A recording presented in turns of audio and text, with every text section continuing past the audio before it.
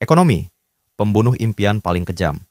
Pernah nggak kalian ngerasa kalian punya mimpi besar, tapi dunia seolah-olah bilang, kamu nggak akan bisa. Bukan karena kalian nggak cukup pintar, nggak cukup niat, atau nggak cukup berusaha, tapi karena satu hal, yaitu ekonomi. Realitanya, banyak orang hari ini gagal bukan karena malas, tapi karena realitas ekonomi memukul terlalu keras, bahkan sebelum mereka sempat berjuang. Ada banyak anak muda di luar sana yang sebenarnya punya mimpi besar, tapi setiap kali mereka mau melangkah, realita ekonomi menghantam mereka seperti tembok baja. Bukan karena mereka bodoh, bukan karena mereka malas, tapi karena hidup memaksa mereka untuk bertahan dulu sebelum berani bermimpi lebih tinggi. Atau sebenarnya memang ada banyak anak muda yang memiliki potensi besar apalagi di era digital ini. Hanya saja mereka mungkin kurang teredukasi dan tidak ada yang mengarahkan. Kalian pasti pernah ngerasa iri sama teman yang hidupnya udah enak dari lahir. Yang dari kecil bisa les ini itu, kuliah di kampus terbaik, bahkan magang di luar negeri hanya karena keluarganya punya koneksi dan uang. Sementara, kalian baru bisa mikir bayar uang semester aja udah ngos-ngosan. Ini bukan tentang menyalahkan takdir, tapi tentang memahami realita. So kali ini, kita akan bahas tuntas kenapa ekonomi bisa jadi musuh dan pembunuh impian yang paling kejam, dan bagaimana caranya kita bisa melawan balik. Kenapa ekonomi bisa jadi musuh dan pembunuh impian yang kejam? Kenapa ini bisa terjadi? Jawabannya sederhana, yaitu karena sistem ekonomi kita nggak adil. Bukan cuma soal siapa yang kaya dan siapa yang miskin, tapi soal akses. Seperti akses ke pendidikan, akses ke informasi, akses ke koneksi, akses ke modal.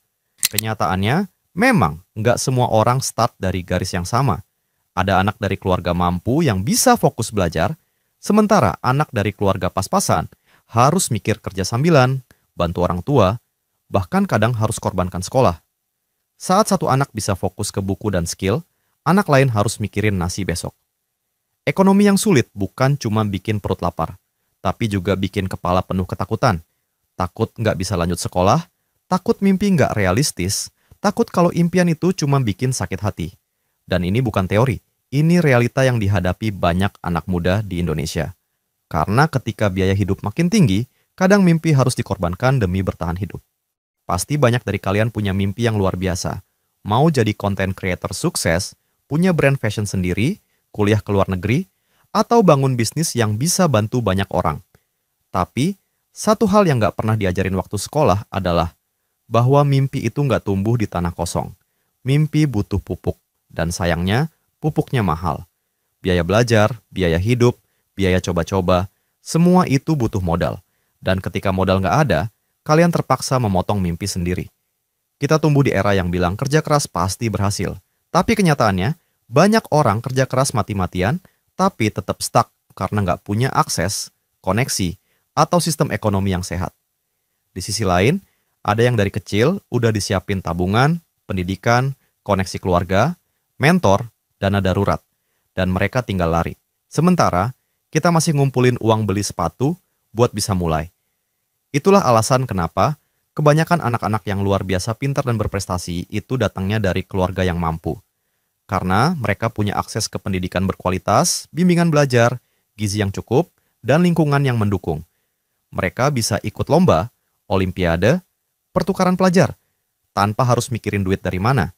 Mereka bisa belajar dengan tenang, tanpa diganggu pikiran soal biaya listrik, cicilan rumah, atau pekerjaan orang tua. Makanya, kenapa saya bilang ekonomi bisa jadi musuh dan pembunuh mimpi paling kejam? Karena dia nggak kelihatan seperti musuh, tapi dia pelan-pelan ngerampas hal paling penting dari hidup, yaitu harapan. Kalau kalian pikir ini cuma soal duit, kalian salah. Ini lebih dari itu. Tekanan ekonomi ngubah cara kalian ngelihat diri sendiri. Kalian mulai mikir diri kalian nggak cukup baik, kalian jadi nggak percaya diri, kalian jadi ngerasa minder pas lihat orang lain yang hidupnya udah jadi. Karena ekonomi yang berat bukan cuma bikin miskin secara materi, tapi juga bikin miskin secara mental. Kalian bisa kehilangan kepercayaan diri, kehilangan rasa ingin tahu, kehilangan mimpi, dan yang lebih parah lagi, lingkungan sosial kalian kadang malah makin memperparah. Ada orang yang ngeledek, ngejudge, atau malah nyinyir. Padahal mereka nggak tahu cerita lengkap kalian, Mereka nggak tahu perjuangan kalian tiap hari. Mereka nggak tahu gimana rasanya hidup di tengah tekanan ekonomi yang sesak. Dan beberapa penyebab kenapa tekanan ekonomi ini terus terjadi adalah: 1. Minimnya literasi finansial di keluarga. Banyak keluarga nggak pernah diajarin cara ngatur uang. Dari kecil udah terbiasa hidup pas-pasan, tanpa tahu cara keluar dari situ. 2. Tidak ada role model atau figur inspiratif di sekitar. Kalau di lingkungan kalian nggak ada satupun yang berhasil, misalnya seperti naik kelas, maka kalian cenderung merasa, ya udah, emang takdirnya kayak gini. Ketiga, sistem pendidikan formal yang terlalu umum. Sekolah seringkali nggak ngajarin cara bertahan hidup di dunia nyata, nggak ngajarin tentang pengelolaan uang, mental tangguh, atau cara bikin uang kerja buat kita. 4. Tekanan sosial dan budaya. Contohnya, banyak orang tumbuh dalam tekanan seperti untuk cepat kerja atau cepat nikah, tapi bukan karena mereka siap, melainkan karena dorongan ekonomi dan ekspektasi sekitar. Jadi, banyak anak muda punya potensi gede, tapi mereka nggak punya akses, nggak punya sistem pendukung, dan kadang negara pun abai. Pendidikan mahal, atau bahkan akses internet nggak merata, literasi keuangan rendah, lingkungan yang toksik. Semua itu bikin orang susah keluar dari siklus kemiskinan. Dan makin ke sini, gap antara yang punya dan yang tidak makin lebar. Pertanyaannya sekarang, kalau kalian lahir dari kondisi seperti itu, apakah masih bisa sukses? Dan gimana caranya tetap bisa punya harapan walaupun ekonomi terbatas? Jawabannya, tentu bisa. Tapi memang nggak gampang. Mungkin jalannya lebih berat, lebih panjang, dan butuh usaha berkali-kali lipat lebih keras. Kalau yang punya privilege saja masih berusaha keras, maka kita yang hidup dengan keterbatasan harus berusaha lebih ekstra keras.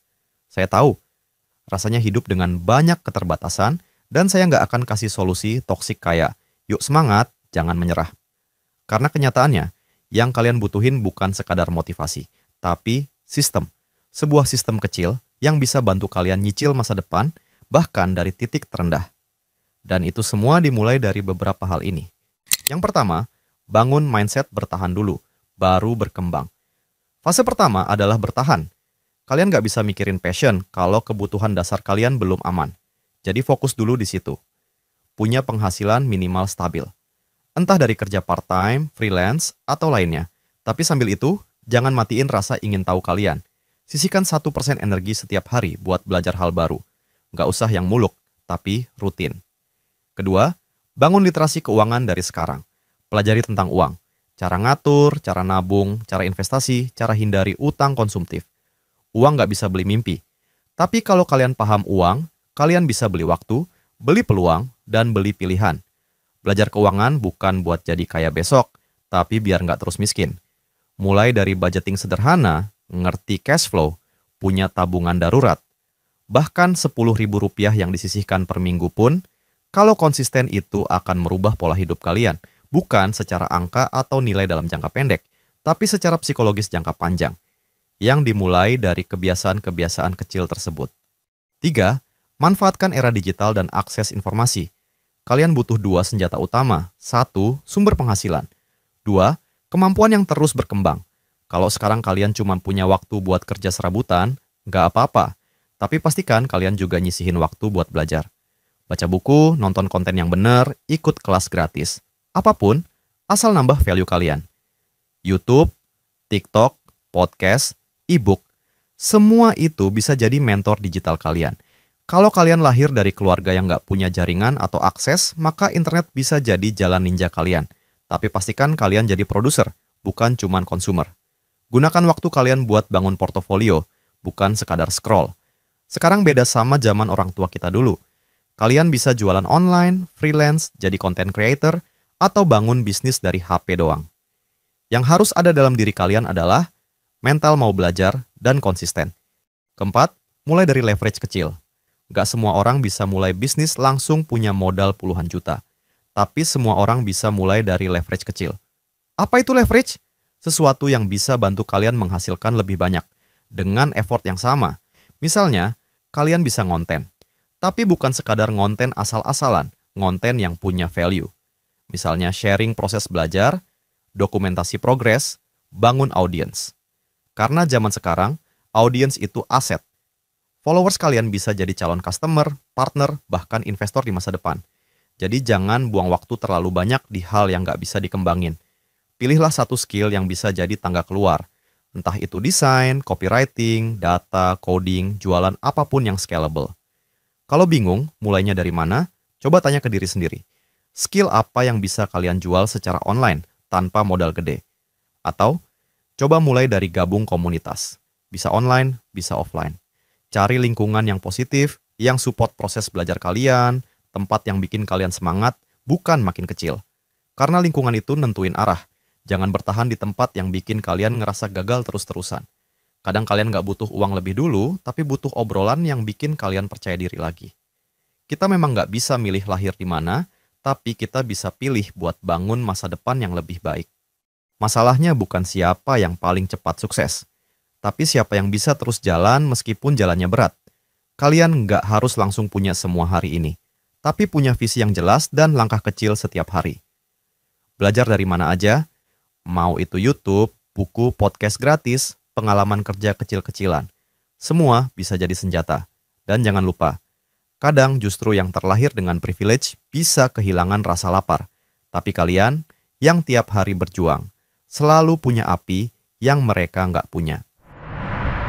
So guys, kalau sekarang kalian lagi ngerasa, kenapa saya harus lahir dari keluarga yang susah? Saya cuma mau bilang satu hal, kalian nggak sendiri. Tapi jangan biarin rasa itu bikin kalian marah sama dunia. Jangan salahin orang tua kalian, mereka juga mungkin korban dari sistem yang sama. Yang penting sekarang adalah putusin lingkarannya. Sadari bahwa kita memang nggak bisa milih mau lahir di keluarga seperti apa, tapi kita bisa milih sekeras apa kita mau berjuang. Ekonomi memang kejam, tapi jangan biarin dia jadi pembunuh impian kalian. Gunakan rasa sakit itu sebagai bahan bakar. Gunakan kemiskinan itu sebagai titik balik. Bangun versi diri kalian yang lebih kuat. Jangan jadikan keterbatasan sebagai alasan untuk menyerah. Justru, jadikan itu sebagai motivasi untuk membuktikan bahwa kalian bisa lebih dari ekspektasi siapapun. Kalau mereka bisa berhasil karena modal ekonomi, kita bisa berhasil karena modal mental baja dan kerja keras yang konsisten. Dan yang paling penting, jangan malu dengan titik mulai kalian. Karena banyak juga orang sukses besar yang memulai dari titik terendah. Tapi mereka nggak nyalahin dunia, mereka nyiapin strategi. Kalau kalian bukan terlahir dari keluarga kaya, maka jadilah orang yang menciptakan keluarga kaya itu. Biarkan anak kalian nanti bisa belajar dengan tenang, tanpa khawatir soal makan apa besok, atau bayar uang sekolah dari mana. Mungkin kalian nggak punya privilege, tapi kalian punya kesadaran untuk putusin. Anak saya nanti nggak akan lahir di situasi yang sama. Dan itu niat yang sangat kuat.